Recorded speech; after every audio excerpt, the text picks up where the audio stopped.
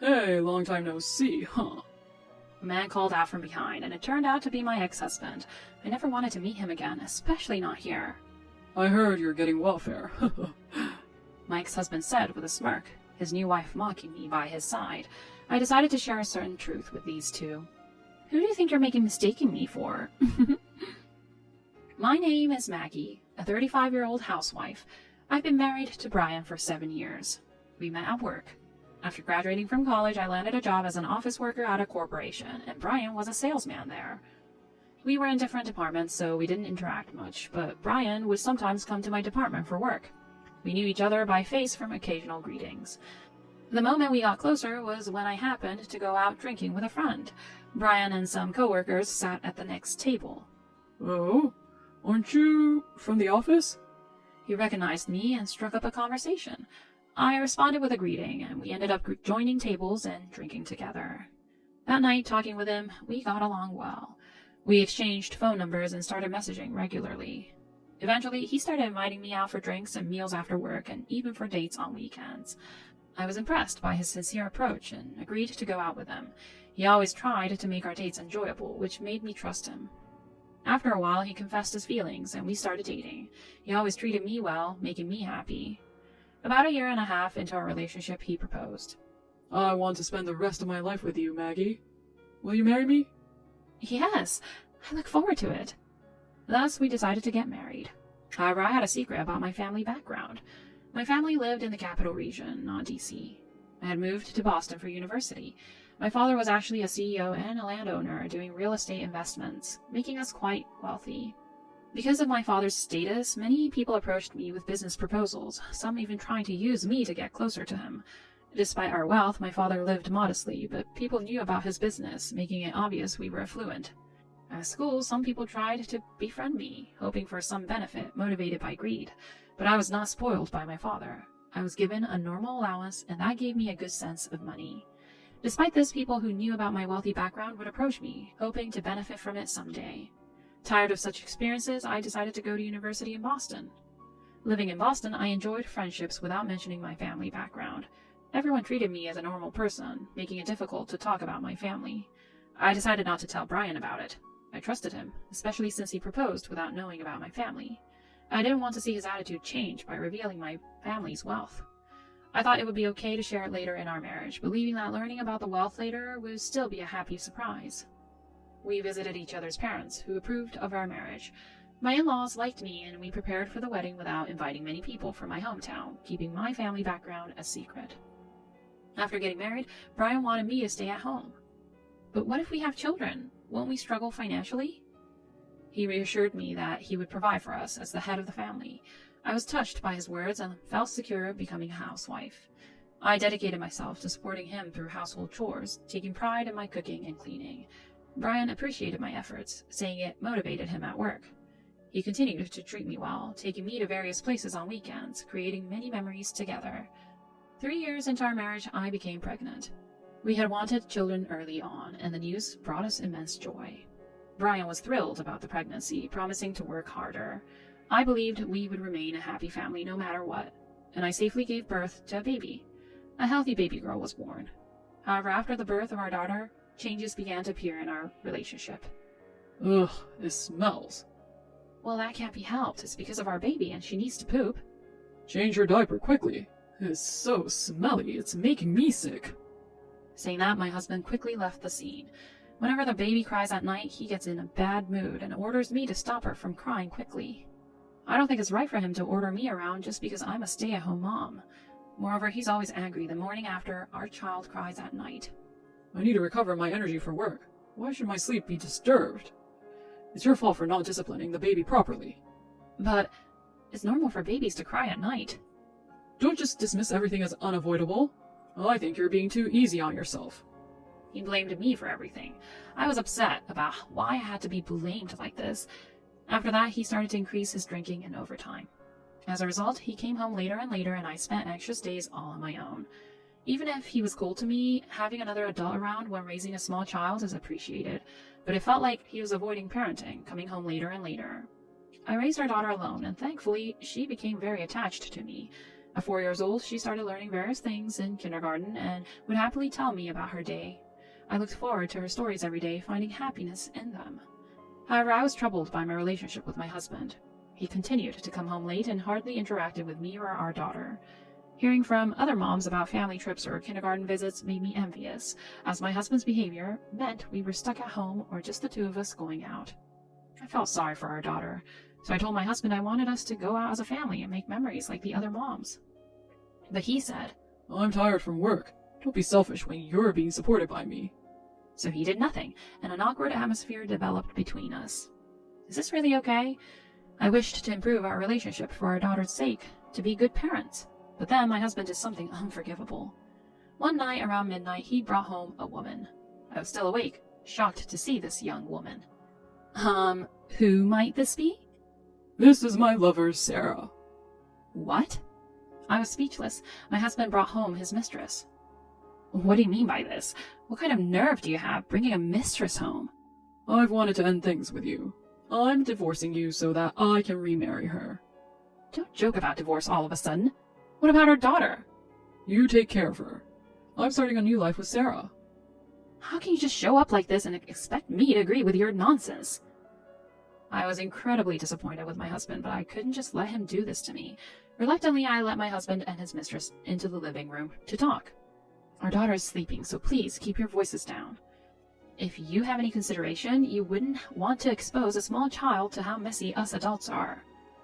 I don't care either way, but I'll do as you say. Sarah, be quiet. Sure, I'll zip it.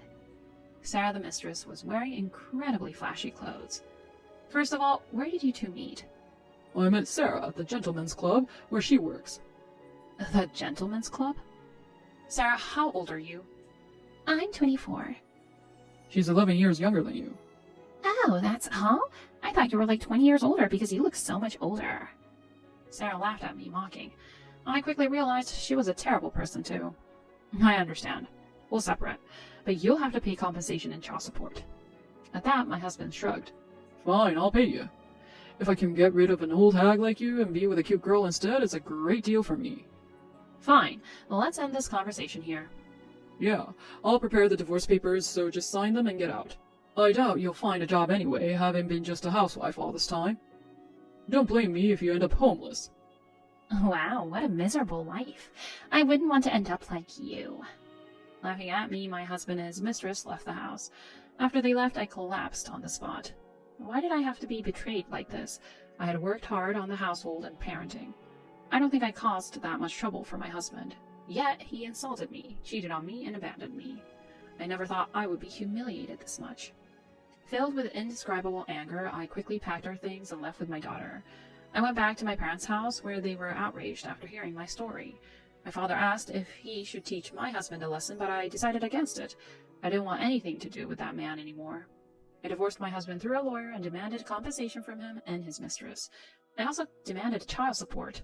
My husband readily paid the compensation and promised to pay child support in installments every month. He must have wanted to divorce me quickly and remarry his mistress. I regretted getting involved with such a low man. I resolved to take even better care of my daughter, having taken her father away from her. Later, I started working at my father's company. Since I was back in my hometown, I decided to learn the business and eventually take over as president. My father, who had wanted me to take over all along, was very pleased when I started working at his company. I worked hard while raising my daughter with my parents. My daughter grew up healthy and started elementary school. She seemed to have made many friends and was doing well in her studies. With her consistently good grades, my father said, "This child will be more successful than me or you, Maggie." To make up for the fun we missed out on, because of my husband, I took my daughter on various trips, to LA, Florida, and even abroad. I wanted her to experience things she had missed out on. When my parents could come, the four of us went out and created many memories. When my daughter talked about our overseas trips at school, her classmates were amazed and envious. If I had continued living with my husband, I couldn't have given her these experiences. Continuing to work hard, I achieved great results. Though I hadn't intended to, somewhere deep down I wanted to prove my husband wrong. After working tirelessly, 4 years after joining my father's company, it was decided I would take over as president. My father had long wished to live abroad with my mother and wanted to hand over the presidency to go overseas. So we set up an overseas branch and my father became a director there. I worked hard as a CEO to increase the company's profits. With a female perspective, I could bring new ideas, changing the corporate image and succeeding in new ventures targeting female customers. The headquarters of the new businesses was in New York, and I traveled between my hometown and New York for work. Mostly I worked from my hometown, interacting remotely with the New York office's executives, and visited New York once or twice a month. I brought my daughter along and enjoyed sightseeing in New York after work. One day, while sightseeing in New York, my daughter needed to use the restroom, so I waited for her outside. Given it was a popular tourist spot, there was a long line for the restroom, so I had to wait a while. During that time, someone called out to me. Hey, long time no see. The man who spoke was my ex-husband. I never thought I'd meet the person I least wanted to see again here. Brian. What are you doing here? It's none of your business. Even though I responded coldly, my ex-husband looked at me curiously and continued talking with a laugh. I heard you're on welfare. What? Being here, are you living like a beggar? Asking for money and food? Laughing, my ex-husband continued. That's so lame. Poor kid. His new wife mocked me as well. I was furious, but meeting them like this felt like some sort of fate. I'm really glad I divorced you. A woman on welfare? No thanks. As my ex-husband and his mistress continued to insult me, I decided to tell them the truth. Who do you think you're mistaking me for? I'm not on welfare. In fact, I probably earn much more than you. What? As I said this, my ex-husband's eyes widened, but he quickly returned to his annoying smirk. Nah, you're just bluffing. There's no way you earn more than me. Laughing, my ex-husband was handed my business card by me. He and his mistress looked shocked as they read it. What? You mean you work at this major company? And you're an executive director, as in the president? Hey, isn't this other company the one that's been selling that amazing high-end skincare product recently? I've been wanting to try their moisturizer. How come you're the president of such an incredible company? My ex-husband asked, excited. Well, it was originally my father's company. What? But your family seemed so ordinary. Yes, we tried to keep our background as hidden as possible. Being known as wealthy can be troublesome. That's why I never told you while we were married. It made the divorce smoother, thankfully. Now, including the success of our new ventures, my assets have exceeded 10 million. 10 million? My ex-husband and his mistress looked like they were about to faint. Why didn't you tell me? If I had known, I wouldn't have gotten involved with her. What do you mean by that? Because you don't do any housework, and the amount you spend, do you know how much you made me buy in branded goods just today?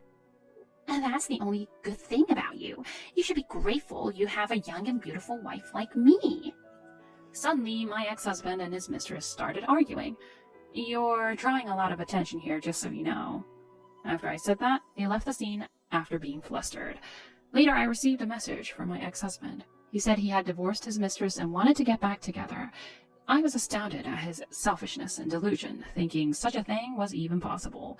I ignored his message and reported his harassment to his workplace.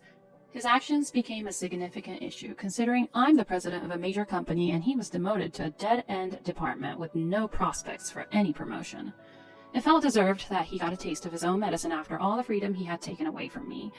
Meanwhile, I continue to work hard at managing the business, and my daughter is growing up healthily. I look forward to enjoying more happy days together and leading a fulfilling life with her.